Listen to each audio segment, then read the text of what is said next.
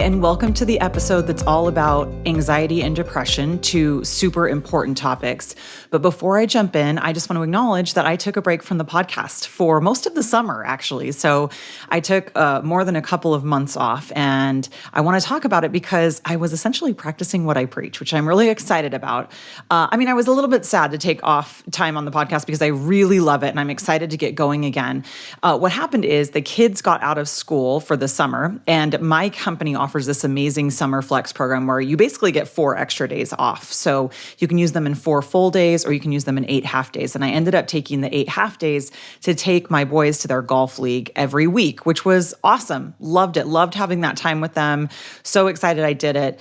However, taking those basically 3 to 4 hours off each time took that out of my work schedule. And in addition to that, we've been doing a lot of fun things on the weekend, like going camping or going on different trips, lots going on over the summer. And so really with all that I have going on in my life, so I have my job at American Express, and then I have my business, and then I have just all of the things that go along with family, spending time with them, taking care of myself, all of the other things with the house. It basically wasn't possible to do it all when you took away that half day each week and then the time that I spend on the weekends working on that. And so I went back to my values, way back to, module 1, where we put our values in priority order. And right now at this time in my life, I have, of course, myself on the top of my values because that's a requirement for the program, as you're already aware if you started it from the beginning. And if you haven't started it from the beginning, definitely go back to the first episodes where we start from the beginning. My values currently are myself, my family, and then my career, which is my job at my corporate job at Amex and my business, this business that I love. And so because I had family and myself above the work stuff, I really took a hard look at what can I take a step back from to create that extra space to spend more time with my family over the summer. And I made the difficult decision to take some time off from the podcast, but it was absolutely the right decision. I had an amazing summer, stuck to my boundaries, continued just living my best life, which isn't easy, right? It comes with sticking to those boundaries and making those hard choices. And there was a little bit of fear as well in stopping the podcast. Like, are the people who are listening going to stop listening? Are they going to forget about it, right? You have a lot of sort of just fear rabbit holes that your brain goes down when you do that. So here I am, though, had an amazing summer. The kids are now back in school. They've been back in for a couple of weeks, so I'm excited to get back into the podcasting routine. There's actually like a lot that goes on with the podcast. It's not just simply sitting down to record it. That is obviously one piece, but there's a lot more that goes on.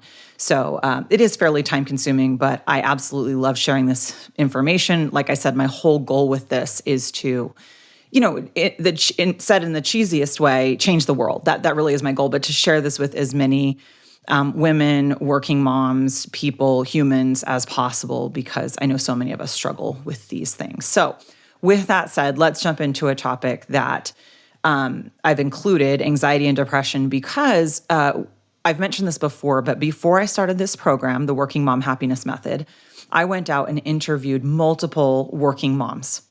And mental health, with all of the exhaustion and overwhelm that comes with being a working mom because of what our society teaches us as women, right, that we've talked about in previous episodes, we struggle with mental health, and anxiety and depression was super common with the women who I interviewed, but also now the women who I've coached. Nearly every single one struggle with this or have in the past or struggle with it in some form, either anxiety or depression or both in some manner or fashion. And so that's why it was really important for me to include this here. And I will also disclaim, I am not a therapist. I am not a psychologist or a psychiatrist. I'm not a medical professional. I am simply sharing what I've learned on this topic to help in my own journey with anxiety and depression over the years, and what has helped others who I've spoken with or read or learned from. So that's really all this is. Obviously, if you are struggling with anxiety or depression or both, seek medical help with somebody who is qualified in that field. This is me just sharing what I learned. So just wanted to start with that. So let's go ahead and jump in. We're going to start with the definitions of anxiety and depression. We're going to talk about what causes them. We're going to talk about tips for improving depression and tips for improving anxiety. And I am going to split this up into 2 episodes because I like to keep these short and sweet since we're busy. So I'm going to go for 2 around 20-minute episodes. So we'll cover in this one definitions, what causes them, tips for improving depression. And then in the next episode, we're going to do tips for improving anxiety and a little exercise. So in the next episode, you're going to want to have like a pen and a paper or something electronic to take some notes with. But in this one, you can just listen because we won't get there within the time frame I want to keep it in. And a couple of things before we jump into the definitions. Number one, and we'll kind of say this throughout, but if you are struggling with anxiety and or depression, want you to know that you're not alone and that it's super common. And in our society, it's actually become quite normal, which is a bummer because these things are hard and they don't feel good, but it really is. And so I really want to have a message throughout that there is nothing wrong with you. You're not doing anything wrong. Well, maybe you have habits that are contributing to it. That's what we're going to learn about right throughout. So maybe there are some things that you can change if you're struggling with either of these things. But I do want to let you know that there is absolutely like nothing wrong with you, and that once women start to open up about this, women, not just women, men too, anyone, humans start to open up about this, you really realize how common it is and how you certainly are not alone. So just wanted to start with that message. And then the reason I cover these 2 topics together is because they are very intertwined. Now, it doesn't mean that if you have depression, you have anxiety or vice versa, but it is very common to have those 2 things together. And a lot of the causes are the same, and a lot of the ways to improve them are the same. So that's why I cover them together. So let's go ahead and jump right in and we'll talk about the definitions. So the definition, just one sort of standard definition that I found for depression is it's a mental health disorder characterized by persistently depressed mood or loss of interest in activities causing significant impairment in daily life. So I want to talk about that for just a minute, especially that last part, causing significant impairment in daily life. I want to call this out because a lot of us have this vision of depression that is staying in bed all day, like not being able to function. And that is true, that there is depression that is that severe, and maybe you've experienced it, where you actually cannot function. You are to that level of depression. That's a real thing. I think what is more common, though, is like a functioning depression where we can hide it really well. And that can be on a whole spectrum with varying levels. It could be clinically diagnosed or not. But there are many, many people out in the world who are depressed and who are functioning, and who most people would have no idea that they actually are depressed. And I think that one of the things that we do, because society has taught us as women to place our value and worth on serving all of those around us, is that we try to talk ourselves out of it. We try to say, oh no, my life on paper looks great. I should appreciate it. I'm not depressed. I shouldn't be depressed, right? We put this sort of pressure on ourselves when I think that a lot of people are, or maybe not to the level of clinically depressed, but having some sort of bout of depression going on. And so I just think it's important to take that really, really seriously. And we're going to talk about sort of some things that can help that as we go through. The other thing I want to mention about depression is that is typically rooted in the past. And anxiety is more typically rooted in the future and trying to control the future, where depression is more of like a historical past base. And we'll talk about that more when we talk a little bit more about what causes it. But I think it's helpful to think of the separation between the 2 that way. So the definition of anxiety is intense, excessive, and persistent worry and fear about everyday situations. Fast heart rate, rapid breathing, sweating, and feeling tired may occur. So I think that what's really important to call out about that is, first of all, sometimes we don't even realize that we're having anxiety. So we have stress, we have situations that we feel stressed about. But this whole fast heart rate, rapid breathing, sweating, and feeling tired piece of it, that can really quickly lead to adrenal fatigue. So because it creates the fight That was a tongue twister. Fight, flight, or freeze survival situation within us when we have anxiety. Because the truth is, whether you are running from the saber-toothed tiger or just sitting at your desk and stressed about a presentation, your body doesn't know the difference, right? And we've talked about this in previous episodes. Your body still reacts with the stress hormones, cortisol and adrenaline, because your body thinks it's got to fight for its life for you to give this presentation that you're anxious or nervous about at work. And the reason we need to pay attention to this, and we really need to stop, have awareness about our anxiety and stop ignoring it, is because this can be really bad for our health. This fight, flight, or freeze and the cortisol and the adrenaline building up in our body without us closing the cycle. I'm going to talk a little bit more about closing the cycle in just a minute. But really what I mean from a high level is that when your body needs to be in fight, flight, or freeze, when we truly need to use our adrenaline and our cortisol, it is actually for survival. So it is our survival brain thinking it's being chased by the saber-toothed tiger, and the adrenaline and the cortisol builds up in our body, and we run to get away from it. And the run is what sort of for lack of scientific term, burns off those chemicals in our body.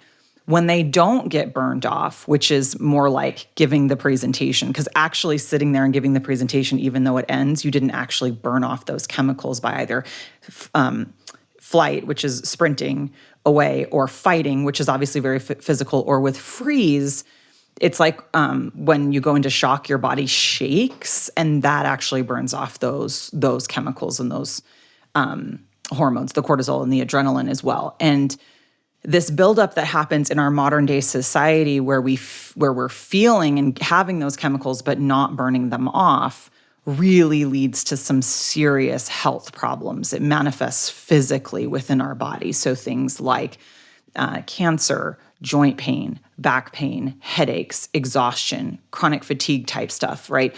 All those things. And so that's why we really need to take these things seriously. And if you are struggling with any kind of depression or anxiety, just really working on some of this stuff, I think it can make a huge difference in our lives when we struggle with these things, okay? So let's talk about things that cause depression and anxiety. Stress, just talked about that. Worry, let's talk about worry, because worry and stress can be different. If you are a worrier, you are worrying about everyday things like sending your kids off to school, or, your commute to work, or like the world has become a pretty scary place, which is just so sad and awful that we have to be scared to send our children to school. And that's a whole nother topic for a whole different day. That's not part of this program, but I'm also very passionate about. But it just is so unfortunate that we even have to worry about this stuff, but we do. And a lot of us are chronic worriers, and the situation of the world hasn't helped that. And what happens with worry is that it builds. And a lot of people have anxiety that they feel like comes out of nowhere, like an anxiety attack, or maybe even to the level of a panic attack, that they can't identify why they're having it. Sometimes it's obvious, but sometimes it's not. Why is this anxiety coming on? I'm just driving down the road or doing something random, and I have an anxiety attack when I'm not even feeling particularly stressed or anxious. And I think that we can build up a lot of worry and stress over time that can sort of manifest and come out anytime. And that's why they can be random. And so we're going to talk, actually not in this episode, about anxiety and depression, but in the next one. I put them in this order on purpose, about surrender and control, that some things that can really help with that sort of chronic worrying. But we're also going to talk in this topic, but in the next episode, the part 2 of this topic, we're going to talk about an exercise that can also help with this, with when you start to feel your anxiety come up, but also with how to help with some of these worries, okay? So stress and worry can cause both depression and anxiety, so we have to take them very seriously. And this is why stress management is so important, why it's one of the 5 non-negotiables that we work on in this program. The next thing that can cause both depression and anxiety is food. Let me give you an example of this. But we've talked a lot about, when we talked about intuitive eating, we talked about paying super close attention to the food you're eating, not from a diet perspective or to lose weight, but to see how it actually makes you feel. What does it do to your moods? Does it bring you down? So let me give you an example. There are types of foods that are more like, for lack of a better term, like uppers, like energy foods, like sugar, complex carbohydrates, caffeine, energy drinks, things that really are associated with like quick energy, right? These are more upper type foods. And if you're eating these frequently, regularly, you're going to be way more likely to have anxiety. They just cause some of the symptoms. They can trigger it. And so that's really, really important to pay close attention and know. Like if you're a person who has anxiety all the time, like you have anxiety and you're drinking caffeine all day long, that is not a good combination. Like even cutting your caffeine down could obviously and quickly help with your anxiety. So you can play with things like that. But it can be a lot more subtle than that. One of the things that I've learned about myself is there are certain foods that if I eat, like if I actually happen to love Arby's. In fact, I have like inside jokes about with my friends about how much money I can drop at an Arby's, which is just, anyway, it's funny, but I don't go there very often actually, but when I do, I love it. One of the things that I've noticed since I went away from diet culture and shifted over to true health and, paying attention to how foods really actually make me feel, is that every time I eat Arby's, I get anxiety, like to the point where like I can't fall asleep. Like my thoughts are racing. It feels random, but now I know that it's based on the food. And so if you're having those random anxiety attacks and you're like, what the hell? Why is this going on with me? I had a regular day. It might be because of a meal you ate, okay? And then when we come off of those upper sort of foods, there's a drop, right? Like there's the crash in the sugar levels. The insulin doesn't stay regulated, and that can really affect our mood too and trigger us into more of a down mood. So food really matters. Other things that cause depression and anxiety are nature and nurture. So we know these things are genetic. And then we know from a nurture perspective that, if our parents were worriers, we're more likely to be worriers. If our parents had depression, we're more likely to have depression if we were sort of just surrounded by it from a nurture perspective. So maybe you've never thought about that. If you're wondering what's wrong with me, right? There's nothing wrong with you. These things just happen from a combination of nature and nurture and experiences that happen to us. Abuse, that one is probably pretty obvious, but maybe to some people it's not. If you've been abused in any way, there are things that could trigger your anxiety that you don't even aren't even aware of. You might not even remember. So that's a really important one to think about, a potential cause. Traumatic events. And traumatic events run on a spectrum to really obvious traumatic events. If you have, I think there are some studies that have shown that if you have a significant loved one pass away in your childhood years while your brain is still forming, that can lean you more towards depression as an adult. So that's kind of like over on the extreme end of the spectrum, or like abuse, things like that. And then even on sort of like the other end of the spectrum, small traumatic events, like maybe you had a horrible experience when you were a kid at the dentist, like you were really afraid for whatever reason, or maybe the dentist wasn't comforting, or you had to have like a really tough filling as a kid. You might not even remember that experience. Like you might not have a conscious memory of it, but your body could be reacting to it as an adult because our bodies remember. So lots of reasons you could be having unexplained bouts of anxiety and depression. Okay, so that's important. So we're not beating ourselves up about these things. And then depression can cause anxiety, and anxiety can cause depression as well. Like I said, they're very intertwined and connected. Not always, but a lot of the times they are. Okay, so let's move over and talk about tips for improving depression. These ones are specific to depression. After this, I'll wrap up this episode, but in the next episode, part 2 of this, we'll talk about tips for improving anxiety, and then we'll do that exercise that I told you about. And a lot of these are going to be the same between the depression and the anxiety. First and foremost, one of the most important things you can do for either depression or anxiety is move your body, okay? So we are doing this as part of this program. That's great news, right? We're getting into consistent body movement. What I actually love about this, I love a lot of things about it. I love that number one, moving your body is free. It's a free resource. You don't have to pay for it. Literally can walk out your front door and start walking, because that walking is shown to be one of the most effective ways to help with depression and anxiety. And we talked about that body movement, how it's so important to help process those fight, flight, or freeze cortisol and adrenaline hormones. And so I love that about it. I also love that it's yet another reason to break away from diet culture, another reason to not use exercise or body movement for weight loss. There are so many benefits, health benefits, to moving your body that have nothing to do with weight loss. So you can drastically improve your depression and or your anxiety through body movement without losing any weight. Okay, so it's just another great example and great benefit. So if you're struggling with, I don't like motivation, I like creating an underlying drive in your life to do healthy habits, think about this as something else you can add on to it if you struggle with depression and or anxiety. It's another reason to get consistent on that, because it's going to make these things feel better and it's going to make your life better. And then the other top few things are really our 5 non-negotiables. So we talked about stress management, drinking water.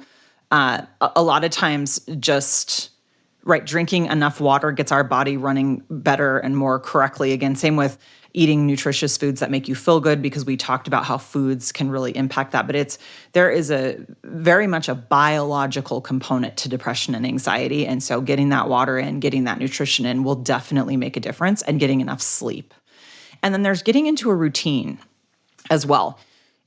Studies have shown that routine can really help people who tend to be depressed or anxious. And we are working on that in this program, right? We're working on our morning routine. And then as we get further in, we will be working on creating a schedule as well to fit in, basically a schedule for our best life. It's called the Best Life Master Schedule. So we'll be working on that as well, which is great. Creating goals. So one of the things, especially with depression, is it's, rooted in the past. We can get stuck in the past, stuck mulling over the past. And it also just feels permanent. That is one of the hardest things about depression is it's this feeling of hopelessness, this feeling that it will never change, that will never feel better. And so studies have shown that if you can create a couple of goals for yourself. Now, I don't want to just throw that out there like this is super easy, right? If you are depressed, this is not going to be simple. But if you can push yourself to create a couple of goals, something rooted in the future that you can slowly chip away at, right? These baby step goals that we work on in this program, it's amazing for so many reasons, for not being stuck, in the past, for having something to look forward to, for creating like dopamine and serotonin, like those feel-good chemicals that can help with depression in your brain. And when we created our Best Life Master Plan back in modules 1, 2, and 3 with your goals on it, that's part of why reading them every day makes you feel good, because it's exciting to have goals and to read those goals. And remember, success is not in success is basically in writing them down. It's in coming up with the goal, writing them down, and then the action you need to take is reading them every day. That's the success. If you do that and you continue to do it consistently over long periods of time, I promise you'll start to reach those goals, okay? So we're not putting a ton of pressure on ourselves to all of a sudden get all our goals done. We're just saying, let's define some, let's write them down, and let's start reading them every morning. All right, service. I know I treat service very carefully here because a lot of us think that we should, in air quotes, we should be doing service and volunteering. And there are a lot of benefits when we do that, when we do service and do volunteering. One of which is it does help with those feel-good chemicals in our brains. And so it is a great thing for helping with depression. Where I want to just be careful, though, is right. I always like to say we have to be servicing ourselves first. So we have to be taking care of ourselves first. However, if you are really struggling with depression, one of the things that studies have shown can help to sort of snap you out of it a little bit or start that process is to do something nice for somebody else. Even smiling at somebody else can help create those chemicals that are lacking, those feel-good chemicals that are lacking when we're in a depressive state. So you could think about doing some kind of service, helping somebody else in some way to help get out of that. Okay, challenging negative thoughts and using logic around those. We've talked actually a lot about that, right? Noticing them, awareness on the negative thought is the first. One common negative thought that depressed people can have is nobody cares, nobody loves me, I'm a burden, I'm not adding any value, thoughts like that. Those are big thoughts. This will never change, I will always be this way. Those are really, really big thoughts. And meditation helps hugely with this, because when we get into a regular meditation routine, even if it's just a couple of minutes a day on a consistent basis, we get really good at noticing our thoughts. And remember, 80% of women's thoughts are negative, and almost all of them are untrue stories that we're making up in our heads about ourselves or others or whatever, negative type thoughts that we're making up.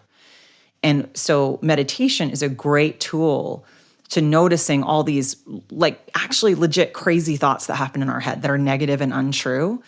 And so this is a game changer for depression, because if you can start to practice that and get a little bit better at noticing when your brain's telling you these big thoughts that are so down, making us so down and negative, you can start to get a little bit better at not believing those, or having these little tools to stop and have awareness and maybe redirect it into something a little bit more positive. Again, I'm not saying that's easy, but just starting with the meditation is the pathway there, okay? And just a guided meditation. I know we talked about this. We had a whole section on it in the morning routine, so I don't need to go back into it. But really, really, this is another super important reason to do it. Trying something new can help with depression. It can just cause hopeful feelings, the dopamine and the serotonin in the brain that will help. Knowing you're not alone is kind of huge. Being in a depressive state, can be linked to not wanting to talk to anyone, sort of hiding from the world.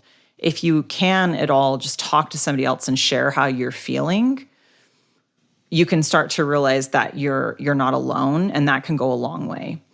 And then, of course, therapy.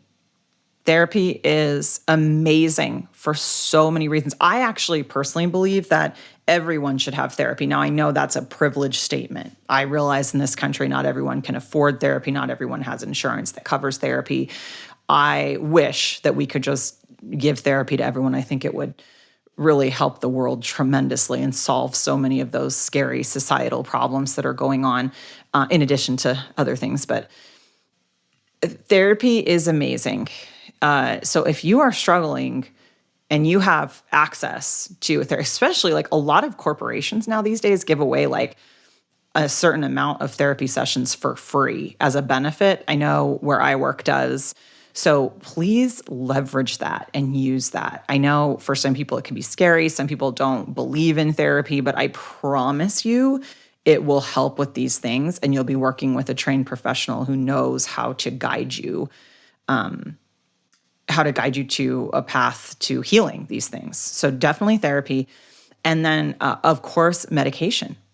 And therapy can also help, or your doctor can also help to figure out, what medication might help you with depression. So I think that is a great resource and something to look into. But it all starts with not talking yourself out of it. If you think you might be depressed, and if it resonated with you when I said, hey, it might not look like laying in bed all day and not functioning. It might look like you're functioning, but you know that something's wrong and something's off. So trying some of these things, I think would be amazing. And if you want to talk further about any of these things, or any of my experience with using them, absolutely, please reach out. And if you know somebody who's struggling with this, please send them this episode. So I'm going to wrap us up for now, and then in the next episode, we'll finish up these two topics with a couple of more things, okay? But thanks for listening. Like I said, I'm so excited to be back in action on the podcast. Right now, we are in Module 4. Module 1 was values. Module 2 was goals. 3 was boundaries. If you haven't done those and created your free Best Life Master Plan, please go back and listen from the beginning, because this is meant to be done in order. We are in the middle of Module 4. Module 4 has 14 topics, and we're just starting the second half. So really excited to get into the second half of it. A lot of great things we're going to cover, including surrender and control, career development. We're going to talk about budget and money mindset, and some other things too. And then we're going to create your schedule, which I'm really excited about. All right, so thanks for listening, and I'll talk to you in the next episode. Thanks so much for listening to the Working Mom Happiness Method. If you liked what you heard, please be sure to subscribe, leave a review, and share it with others who might benefit from listening. For show notes or to enroll in the Working Mom Happiness Method coaching courses, visit www.womensbestlifeuniversity.com.